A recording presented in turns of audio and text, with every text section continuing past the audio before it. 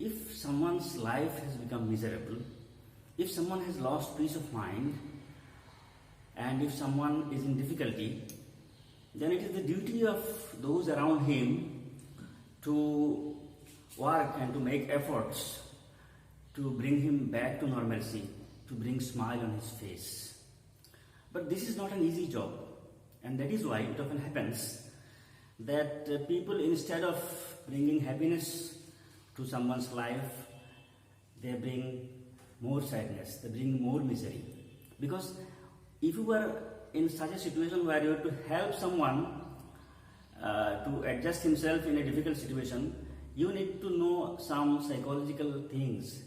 You need to have you need to act in a very judicious way. And then again, there are people who make a lot of complaints that I do not have this, I do not have that, I do not have enough wealth, I am not rich, I don't have bungalow, I don't have a car, other people are having it. They make complaints, and by making such complaints, they again make their own life miserable. On the face of it, will tell us certain very important things. It will open our eyes and will advise us as to what to do and what not to do in such situations. When you are to help someone who is in a difficult situation, you have to help him to be happy, to adjust himself with the situation, or you have to be satisfied with whatever you have. How to do that? On the face of it will teach us these things. So on the face of it is a play, it's a drama written by Susan Hill. And Susan Hill is an award-winning English author who was born in 1942 in England. She is known for her children's literature and her dramas. And this is a play. At the very beginning you will find, and a brief introduction is given. This is a play. Now this very word may be a bit new to some of you. Play, it also means drama. Play is a common word. We use the word play for games. We play games. But play also means drama. And the person who writes a drama is called a dramatist. And the person, if you use the word play for drama, then you will call that person a playwright. See the word playwright. It's a single word, play and W-R-I-G-H-T, right, playwright. So play and drama, then we have playwright and dramatist. In the same way as a person who writes a novel is called a novelist, a person who writes an essay is called an essayist, a person who writes poems is called a poet. So, if you study a history of English drama, you will find that in the 16th and 17th centuries, there are abundance in the composition of dramas. And earlier English dramas were mostly having 5 acts. A drama is divided into acts, and each act is again divided into certain scenes. All earlier English dramas were mostly of 5 acts.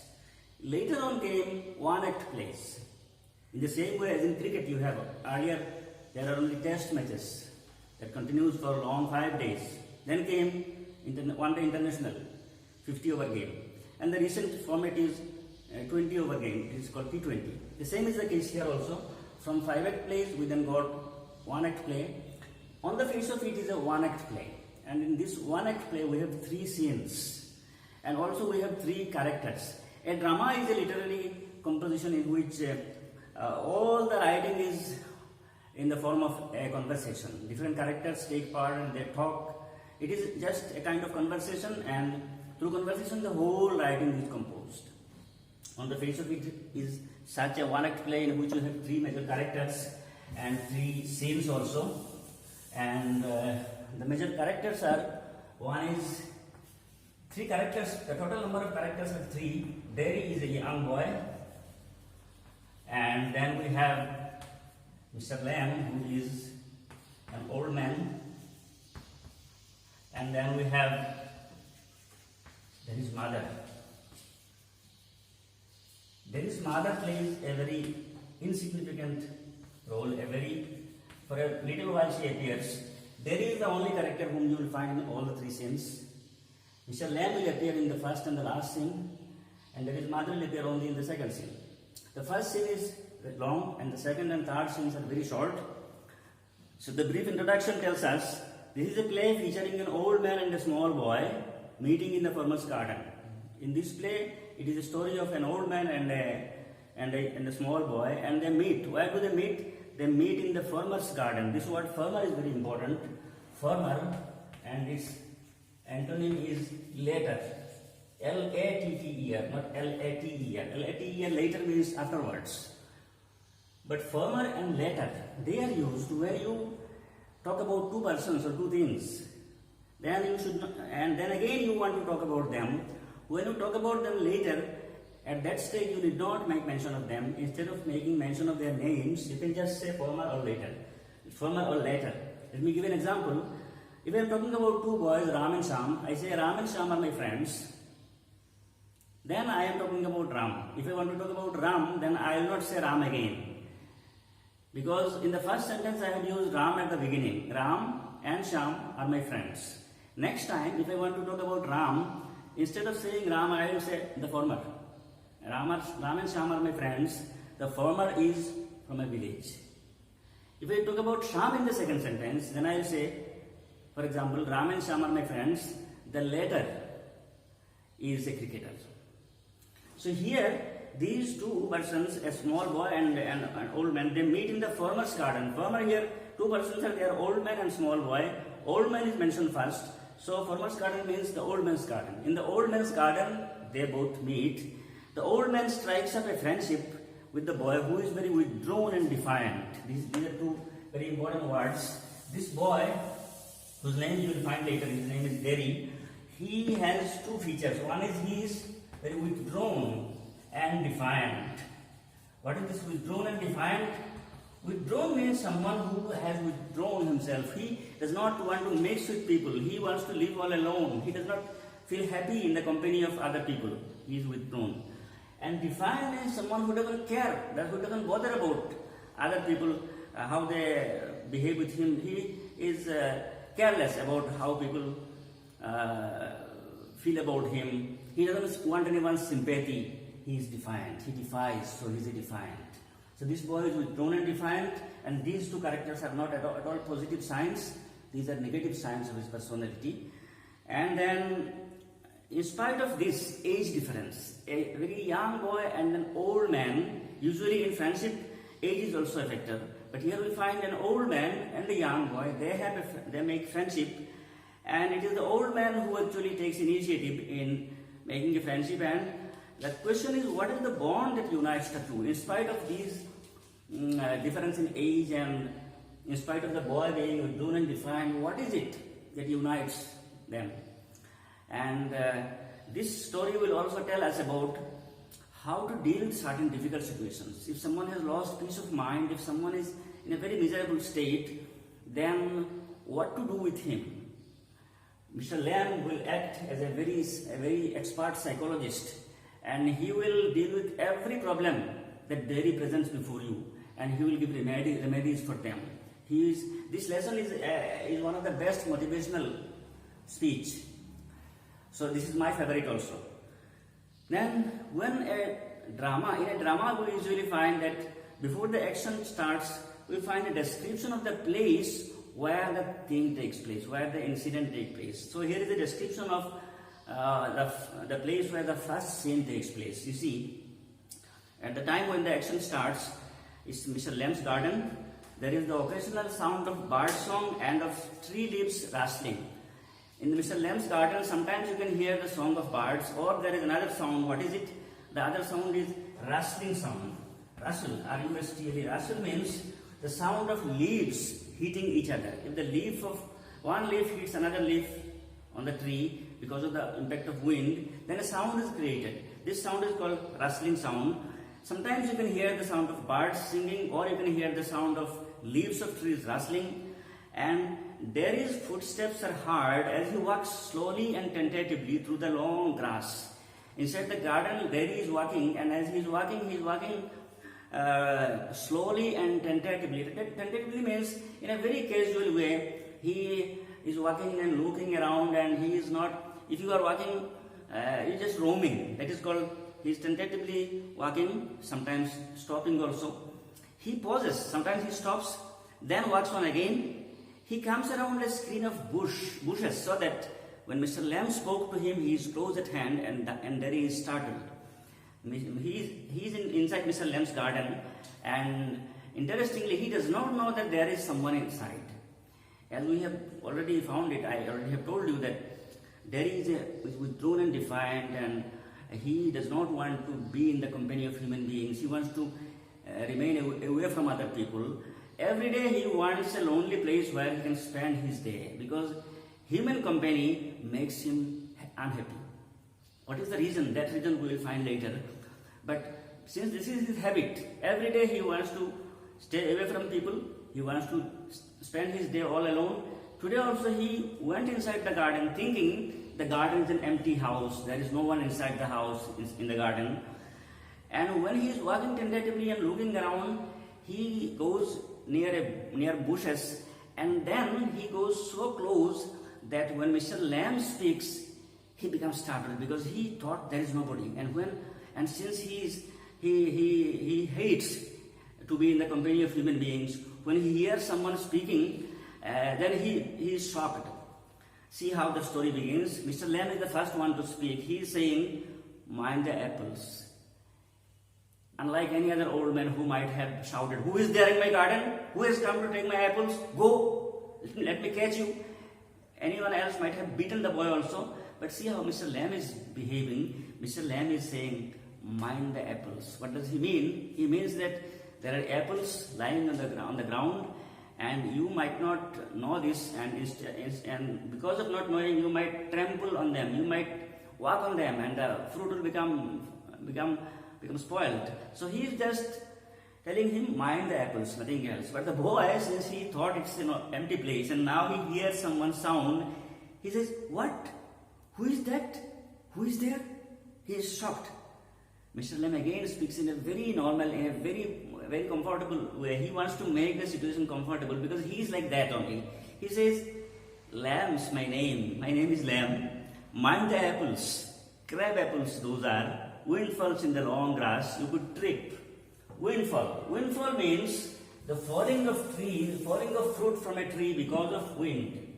When there is wind, then fruits from trees fall, mango, apple, anything, they will fall. So falling of trees on the ground because of the impact of wind is called windfall. Mr. Lamb is saying windfall, it means apples are there on the ground, lying on the ground, because wind make them fall, and you could trip. Trip means trample. Trip, one trip, its meaning is journey. Here it is used as a noun, a verb, and it means trample. It means you might walk on them without knowing. That's why I am just telling you, I am just asking you to take care of that, nothing else. Crab apples means it is a kind of apple, wild apples. But since Derry is already shocked and he does not want to be in the company of human beings, he says, I thought he is fumbling, he is nervous, so he cannot speak properly. I thought this was an empty place, I didn't know there was anybody here. Mr. Lamb is trying to make things normal for him. He is trying to make the situation comfortable for him. So he is saying, "That's all right, I am here. What are you afraid of, boy? That's all right, yes. You thought it's an empty place, but I am here. What is the difficulty in my being here? Why are you afraid?" Then he says, "I thought it was empty, an empty house." He is still giving justification that knowing that it's an empty house only that he entered. In spite of Mr. Lamb's friendly gesture, his friendly talk, Derry could not be free with him. He is still saying, "I thought it was an empty house. It was empty, an empty house." Mr. Lamb says, "So it is. Since I am out here in the garden, it is empty until I go back inside." Yes, it is an empty house. You are right in thinking so, because the house is empty. Since I am outside the house, I am not inside the house is empty. In the meantime, I am out here and likely to stop. A day like this, beautiful day, not a day to be indoors. Now he is showing his love for natural things. Mr. Lamb is showing this. He is saying, this is a nice thing, a bright day, so in such a day you are not supposed to be inside your house. It's good, it's imperative to be outside. So I will be staying outside for a little while. So that the house is empty. You are right in thinking like this. Still there is in fear. He is panicked. He is afraid. And he said, "I have got to go. I need to go. I should not stay here. Mr. Lamb is he's not forcing him to stop, nor is he, but still he is working on trying to make things comfortable. He is saying, not on my account. If you want to go, it should be because of your choice. If you want to go, I will not force you. It's your freedom. But you should not go because of my presence. I am not doing anything unfriendly with him. I am not asking you why you have come here. So if you want to go, it should not be because of me. I don't mind who comes into the garden. The gates always open. Only you climb the garden wall. Mr. Lamb now realizes that since the boy entered by climbing the wall, might be he is having some kind of inferiority, he is feeling guilty. So he is saying that for me, everybody is welcome. The gate is open, anyone may come. If you come into my garden, it's not a problem for me. But it is you only who, instead of entering through the gate, you entered by climbing the wall. There he became angry and he said, you were watching me? So when I entered, you were watching. Mr. Lamb says, I saw you. I was not watching. I was not watching who comes and who enters. Just I saw it. It was coincidental. I saw it. I saw you. But the gates open. All welcome. You are welcome. I sit here. I like sitting. Simple thing.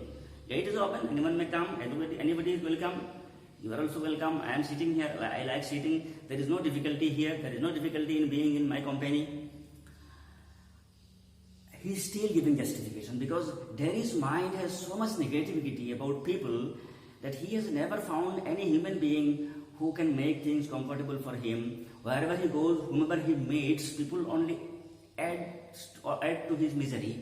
So he could not be easy with Mr. Lamb in spite of Mr. Lamb's continuous efforts to make things comfortable for him. He is now saying again, I did not come to steal anything. I did not come here to steal anything. Don't think that I am a thief. Mr. Lamb is saying, no. The young lads steal. Young lads mean small children. They steal. They scramble the apples. They walk on the apple. They steal things. You are not so young. You are not that small. Why should I think you have come to steal? He again says, I just wanted to come into the garden. Mr. Lamb said, so you did. Here we are then. Yes, you wanted to come and you have come and I am here. We are here. What is the problem? Derry is wondering, why is this man speaking to me in such a way? This kind of behavior he has never found from anyone in the world. So he is wondering, this man doesn't know me. I also don't know him. But still he is speaking in a very friendly way. What is it? He is saying, you don't know who I am. Mr. Lamb says, a boy, 13 or so, why do you think I don't know you? You are a boy, you are 13 years old, that's it. Why should I know any more thing? There is no need, that's enough. When he says, a boy, 13 or so, there he says 14, not exactly 13, I have become 14 now. He pauses, he stops for a while, then he says, but I have got to go now, goodbye. He is still not satisfied, he is not still convinced to stay here. He says, I have got to go, I am going, goodbye. Mr. Lamb says, nothing to be afraid of, just a garden, just me. It is nothing, there is nothing to make you afraid, boy. It is just a garden, just me. Why are you in panic? Why are you afraid? Why are you trying to go?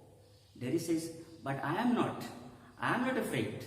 Then he pauses and says, people are afraid of me. I am not afraid. I can mix with people. It is the people who are afraid of me. That's why, since they become afraid of me, I don't want to be in their company to make them afraid and to make the situation uneasy. It is not me. It is not I who is afraid. It is people who are afraid. That's why I want to be away from them. Mr. Lamb says, why should that be? Why should people be afraid of you? There he says, everyone is. It doesn't matter who they are or what they say or how they look, how they pretend. I know, I can see. Everybody is afraid of me, whoever it might be. However, in whatever way they look, irrespective of their age and irrespective of their other differences, I know it very well that everyone is afraid of me and they pretend. They show that they are not afraid. They hide their feeling. They behave with me in a very pretentious way. They hide their fear that they have when they meet me. So I don't want to be a problem for them. That's why I want to be away from them. I can see what they feel inside. I can understand what they have in their mind about me, the kind of mentality, the kind of attitude they have towards me. I can understand anything. Mr. Lamb says, see what can you see in them? He says, what they think, the way they think about me, although they don't speak it or hide it, but I understand it very well. So then Mr. Lem asks, what do you think they think about you? Then he will start talking and he will elaborate this, and this we'll see in the next video. Thank you very much for being with me.